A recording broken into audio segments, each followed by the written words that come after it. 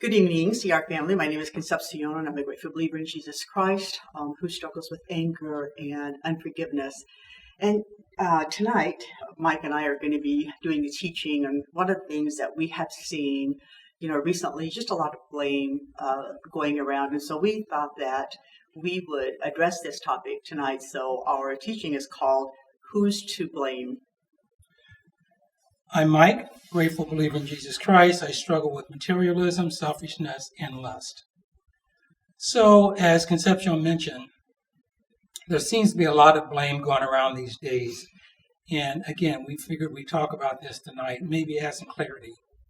I personally found myself in situations during this quarantine period that made me realize I was the reason for some of my struggles. I would allow myself to become caught up in the direction the world around me was going and begin to look at others around me that didn't share my viewpoints with disdain. I would lose my love for my fellow man. And worse yet, I became very judgmental and blamed others for my sour, unloving frame of mind. It got to the point where I shut out experiencing the joy of the Lord in my life.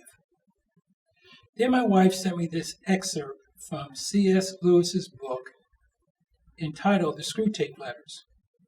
The letters were written in 1942 by a fictitious senior demon named Screwtape to his nephew, Wormwood, a younger, less experienced demon. He was charged with guiding a man called the patient towards Satan and away from the enemy, God. So let me read the excerpt. My dear Wormwood, be sure that the patient remains completely fixated on politics. Arguments, political gossip, obsessing on the faults of people they never met serves as an excellent distraction from advancing in personal virtue, character, and in things the patient can control. Make sure to keep the patient in a constant state of angst, frustration, and general disdain toward the rest of the human race in order to avoid any kind of charity or inner peace from further developing. Ensure that the patient continues to believe that the problem is out there in the broken system rather than recognizing there's a problem within himself. Keep up the good work, Uncle Screwtape. As I mentioned a few minutes ago, C.S. Lewis penned this book almost 80 years ago, and it still remains exceptionally true in 2020. Many of us can agree that parts of this excerpt are true or were true of us before recovery.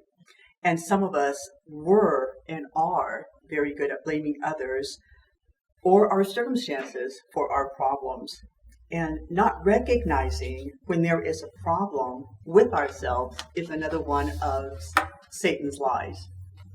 So hopefully we have learned that progress in recovery is made when we begin to recognize that, number one, we only have control over ourselves, and number two, we begin to take responsibility for our own actions. And while we may have experienced some horrendous situations and had pain inflicted on us by others, we have had to learn that it is not okay to act out of the circumstances.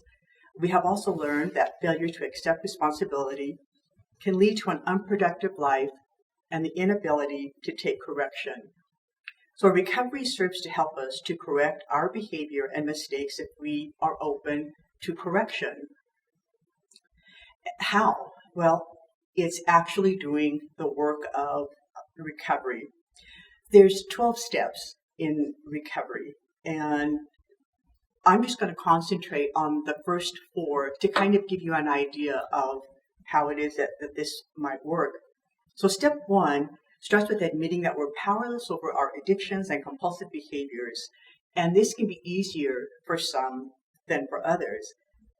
And it's usually easier for those who have addictions, and even then, it can still be a difficult thing. But generally speaking, people with addictions recognize that the drugs, the alcohol, pornography, whatever it happens to be, is ruining their life. But for the rest of us who maybe might not struggle with an addiction, and if we feel our life is going okay, and we kind of take the sin factor out of that equation. So if we're struggling with codependency, for example, or family dysfunction, or we have struggled with it, anxiety, anger, pride, then this step can take a little bit longer.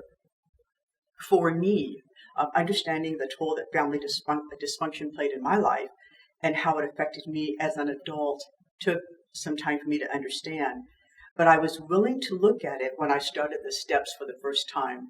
And I was only willing to look at it because I had learned at the Celebrate Recovery Summit that family dysfunction that I had experienced, sexual abuse, which I had experienced, and other types of family dysfunction, being the adult child of an alcoholic, for example, were the reasons why people turned to drugs and alcohol. And just by the grace of God, I did not.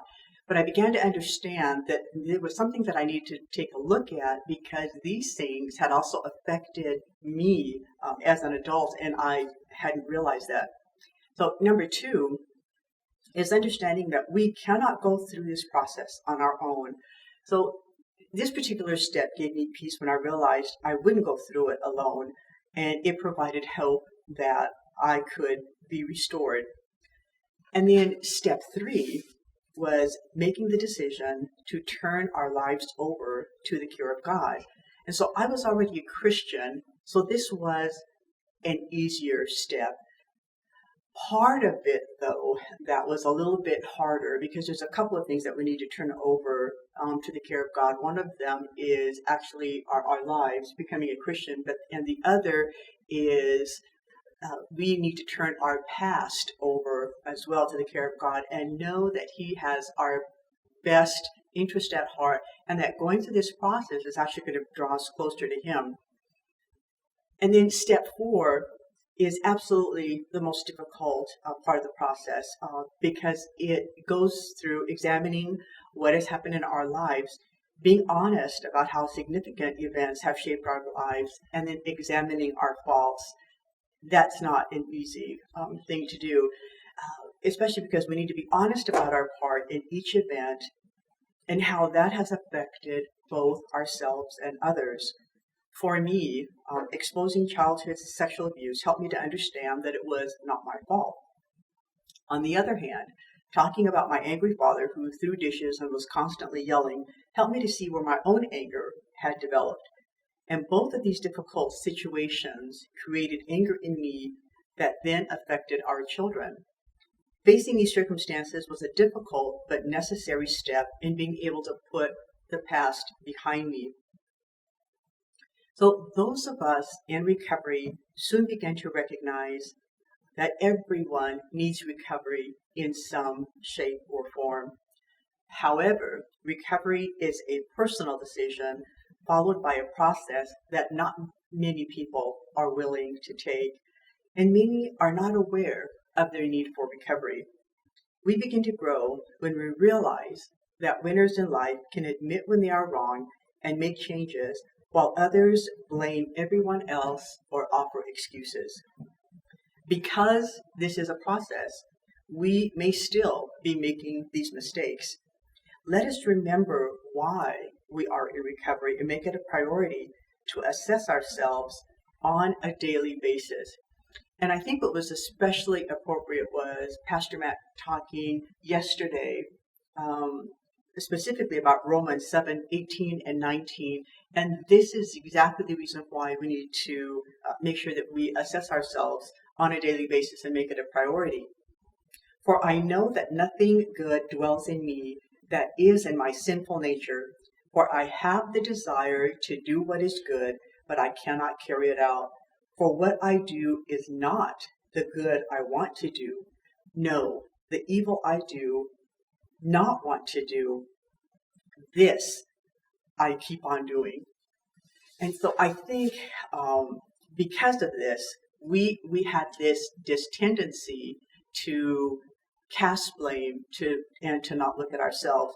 And so especially during this pandemic, we wanted to make sure that we reminded ourselves of this because we want others to see the hope that we have in Him. Thank you, Concepcion. So let's end by reading the Serenity Prayer.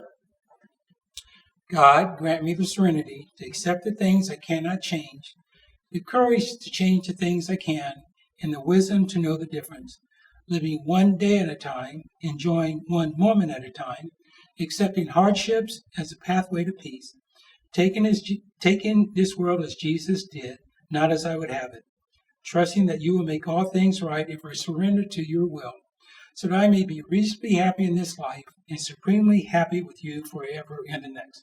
God bless you all. See you next week.